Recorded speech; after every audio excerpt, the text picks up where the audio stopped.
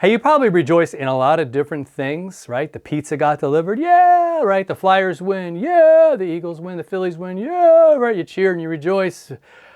But what about God? Like, do we rejoice in Him? Well, let's find out.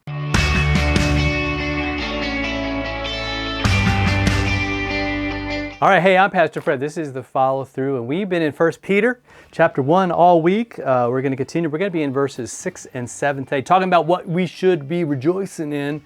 We have cause to rejoice, and this thing tops everything else that we rejoice about in our lives. We rejoice in a lot of things. We just find this joy, and we just can't help celebrating. Maybe our child wins a soccer game. That's cool, right? That's awesome. We see somebody, you got the raise, you got the promotion at work.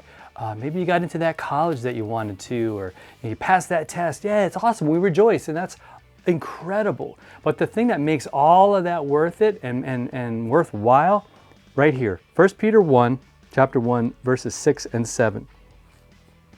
He says this, "In this you rejoice." Now again, he's referring back to this inheritance that we have. It's imperishable, right? It's unfading. It's kept in heaven, right? It's we're being guarded through faith and all of that. He goes, and in this you rejoice. This amazing salvation that God has for you. We rejoice. And that's the hope, right? That we would do that.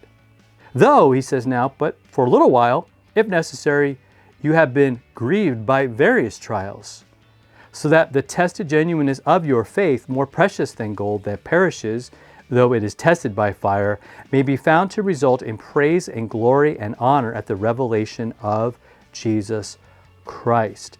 Right, so kind of going back to a metallurgical term, I think that's the right word for that, where that all of the impurities would be kind of burned out of a piece of metal, and it would make it pure, it would make it strong, or whatever it needed to be. And that's what happens. And he's saying the things that you're going through, the struggles you're going through, and they're gonna be, he says, you're grieved by them, because it's horrible. Right? We lose people, we have people reject us. I mean, a lot of different things happen. And what he's saying is, like, you can trust in God through all of those things.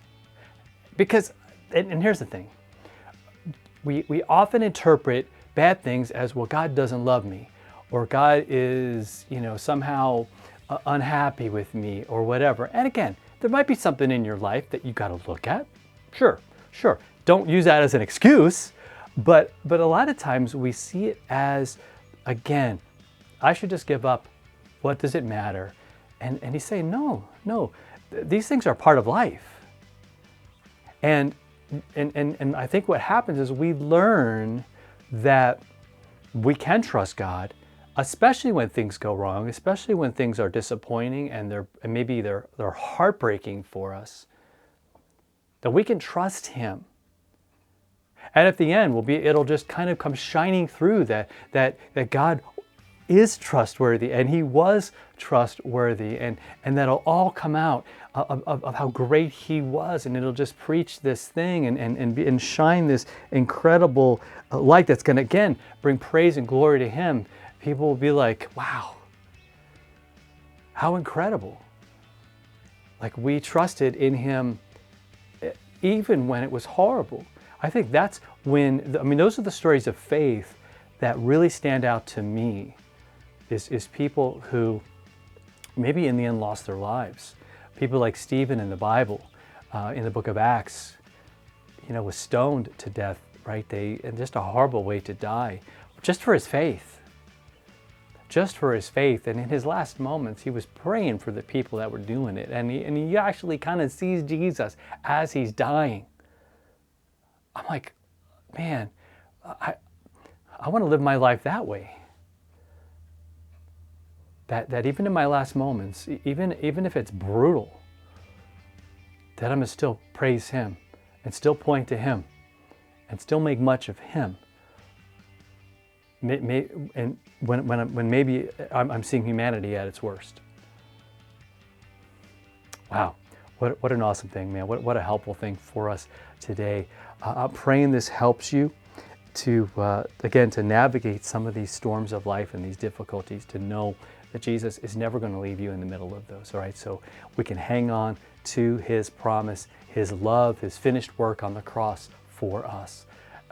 Man, we can take that to the bank day after day, okay? So be praying about that. Be sharing that with people around you. In fact, you can share this video. That'd be awesome. Also, if you haven't subscribed, please subscribe. Encourage someone else in your life to do the same. And we'll be back. I'm Pastor Fred. This is The Follow Through, and we'll see you tomorrow for another one.